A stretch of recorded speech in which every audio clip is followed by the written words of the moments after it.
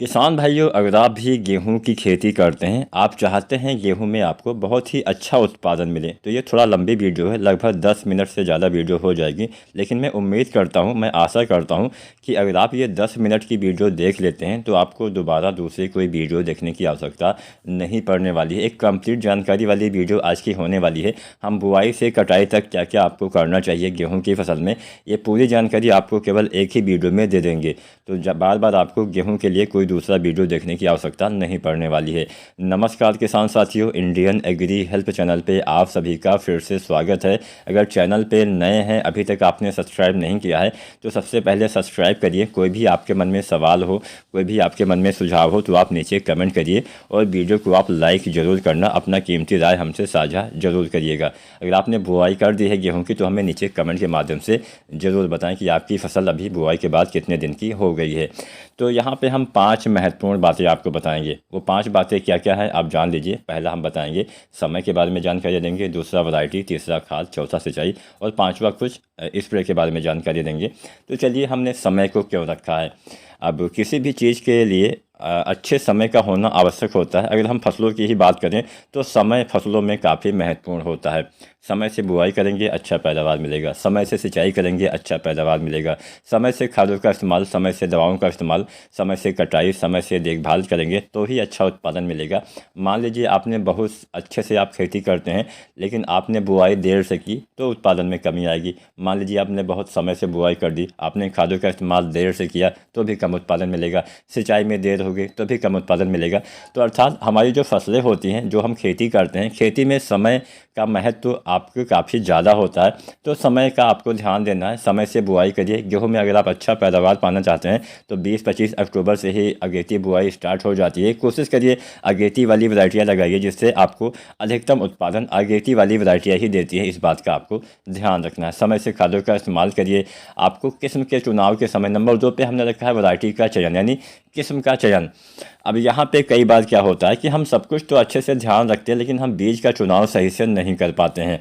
अब आपके इलाके में जो किस्में लगाने के लिए अनुमोदित हैं, सबसे पहले तो वही वैरायटियाँ लगाइए। जैसे मान लीजिए हम पूर्वी उत्तर प्रदेश में रहते हैं और हमें पश्चिमी उत्तर प्रदेश की कोई वैरायटी मिल रही है, तो आपको नहीं लगाना है, क्योंकि वो वहीं पर अच्छा उत्पादन देगी, आपके इलाके में अच्छा उत्पादन नहीं देगी। पूर्वी उत्तर प्रदेश पश्चिमी उत्तर प्रदेश में ही जब डिफरेंस हो जाता है, तो अगर कोई वैरायटी कहीं पे मान लीजिए जो कोई वैरायटी जम्मू में लगाने के लिए उपयोगी है, तो वो आप यूपी में नहीं लगा पाएंगे। तो ऐसे ही जो किस्में जहाँ के लिए बताई जाती हैं, वहीं पे आपको उन वैरायटियों का चयन करना चाहिए। हालांकि कुछ वैरायटियाँ होती हैं जो आप पूरे भारत में लगा सकते हैं, ऐसी बहुत कम ही वैरायटियाँ मिलेंगी, बाकी आपको अपने क्षेत्र के हिसाब से ही वैरायटियाँ मिलती हैं। तो किस्म का चयन आपको अच्छे से करना है।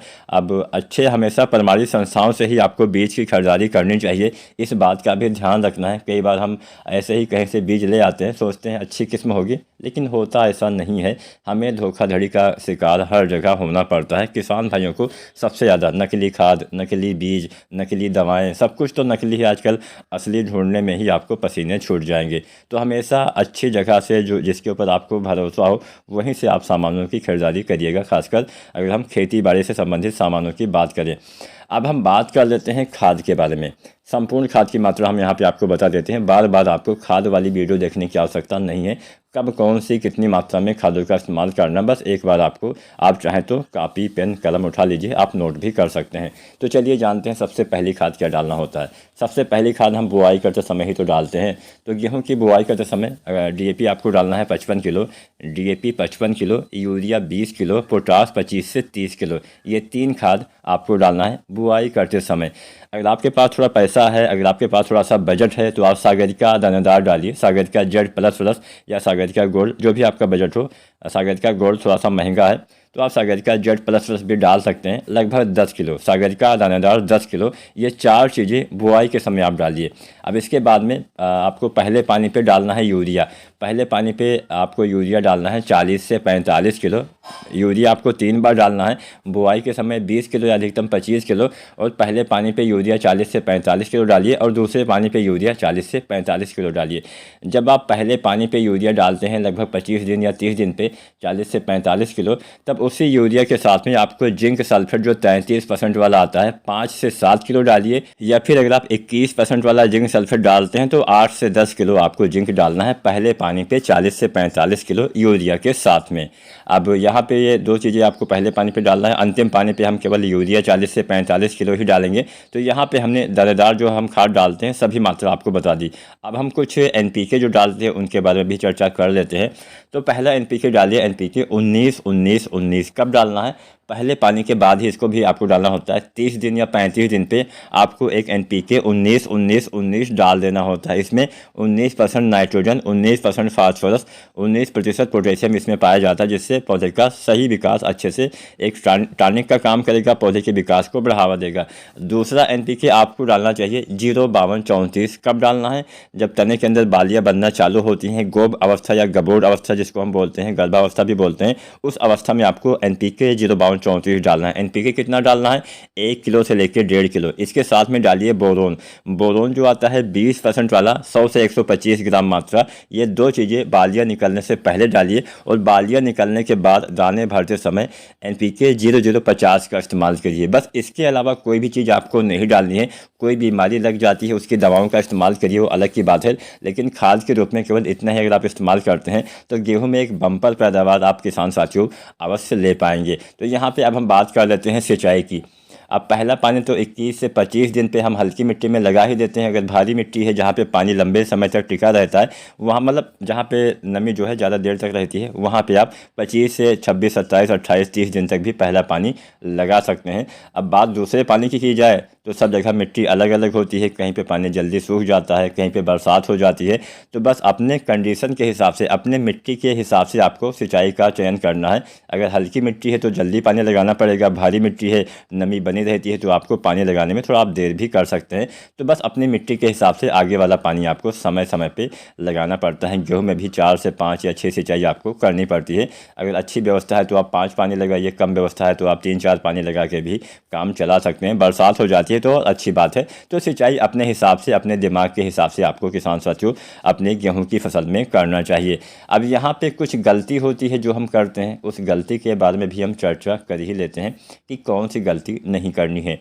अब पहली गलती कि जो बहुत सारे किसान साथी क्या करते हैं कि जो हमने जो शुरुआत में खाली बताई DAP 55 किलो, यूरिया 20 किलो और पोटास जो है 20 से 25 किलो, तो बहुत सारे 25 से 30 किलो पोटास हमने बताया है। MOP पोटास जो 60% वाला आता है। तो यहाँ पे बहुत सारे किसान साथी पोटास का इस्तेमाल नहीं करते हैं। अब पोटास हमारे उत्पादन बढ़ाने में काफ़ी मदद करता है। पोटास से दाने का विकास अच्छे से होता है, पोटास से बालियों का निर्माण अच्छे से होता है, पोटास से दाने का वजन बढ़ता है, पोटास से दाने में चमक आती है।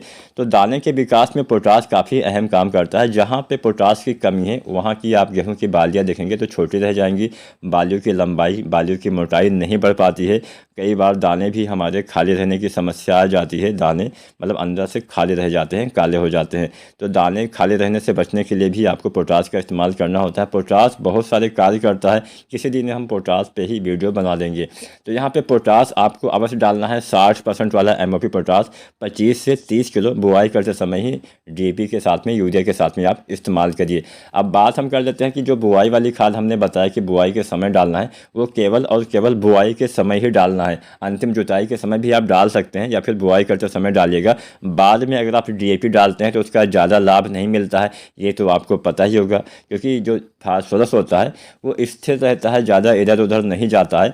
और जब हमारी जो जड़ें होती है वही फास्फोरस तक पहुंचती हैं, तब हमारे पौधे को फास्फोरस मिल पाता है। अगर आप बाद में डालते हैं तो फास्फोरस ऊपर रह जाता है, जिससे उसका उपयोग ज़्यादा नहीं हो पाता। इस बात का भी ध्यान रखना है। अब एक गलती आप और करते हैं कि जब भी आप DAP डालते हैं या फिर NPK या मान लीजिए SSP भी डालते हैं, तो बहुत सारे किसान साथी उसके साथ में जिंक सल्फेट का इस्तेमाल कर देते हैं। चाहे 33% वाले जिंक सल्फेट हो, चाहे हो 21% वाले जिंक सल्फेट। ज़्यादातर हम यही दो तो इस्तेमाल करते हैं, 33% वाली और 21% वाली। हालांकि बाज़ार में अब तो बहुत तरह से जिंक आने लगी हैं, लेकिन फिर भी 33 या 21% वाली हम ज़्यादातर इस्तेमाल करते हैं। अब बहुत सारे किसान साथी समय के बचत के चक्कर में बुआई करते समय ही जिंक डाल देते हैं। हो सकता है उन्हें जानकारी ना हो, क्योंकि जानकारी रहेगा तो कोई भी किसान साथी ऐसा नहीं करेगा। क्योंकि अगर आप डालते हैं जिंक का इस्तेमाल DAP के साथ करते हैं, DAP में होता है फास्फोरस, और फास्फोरस और जिंक आपस में मिलकर रिएक्शन करते हैं, जिससे एक नया तत्व बन जाता है जिंक फास्फेट। अब ये जो नया तत्व बना जिंक फास्फेट, ये आपके पौधे के लिए उपयोगी नहीं है, क्योंकि ये अघुलनशील रूप में होता है, अर्थात ये घुलने वाला ही नहीं है। और जब घुलेगा नहीं तो आपके पौधे की जड़ें इसको कैसे ले पाएंगी, ग्रहण कर पाएंगी। हमारी पौधे की जड़ें केवल घुलनशील पदार्थ को ही ग्रहण कर पाती हैं, जो अघुलनशील होते हैं उनको ग्रहण नहीं कर पाती हैं। तो यहाँ पे किसान साथियों, अघुलनशील रूप में होने की वजह से ये दोनों आपकी खादें जो है फास्फोरस और जो जिंक है, जितना भी मिलती हैं आपस में, वो बेकार हो जाती हैं, जिससे आपका पैसा भी बर्बाद हो जाता है। तो कभी भी जिंक का इस्तेमाल बुआई करते समय मत करिएगा। पहले पानी पे कम से कम 20 दिन का अंतर देना होता है। 18 से 20 दिन बाद ही आपको जो जिंक होता है उसका इस्तेमाल अपने गेहूं में, मिट्टी में करना चाहिए। अगर आप छिड़काव करना चाहते हैं तो उसमें कोई ऐसा बाध्यता नहीं होता है, लेकिन अगर आप मिट्टी में देते हैं तो यहाँ पे बाध्यता हो जाती है। तो यही सब आपको करना है, सही समय पे आपको सब कुछ करना है। आप अच्छी किस्म का चयन करना है, समय से खादों का इस्तेमाल करना है, समय से सिंचाई करनी है, और समय से संबंधित जो हमने छिड़काव बताया, जो NPK बताया, उसका इस्तेमाल करेंगे तो निश्चित ही आप गेहूं में अच्छा उत्पादन ले पाएंगे। अगर मेरी वीडियो जानकारी आपको पसंद आई हो तो लाइक करें। अगर कोई भी कमी आपको इस वीडियो में लगती है तो आप नीचे कमेंट करके हमें ज़रूर बताएं कि इस वीडियो में क्या कमी है, हम उसमें सुधार करने का पूरा प्रयास करेंगे। वीडियो पसंद आई हो तो लाइक ज़रूर करना, और अपने किसान साथी के साथ वीडियो शेयर भी ज़रूर करें। वीडियो देखने के लिए आपका बहुत बहुत धन्यवाद।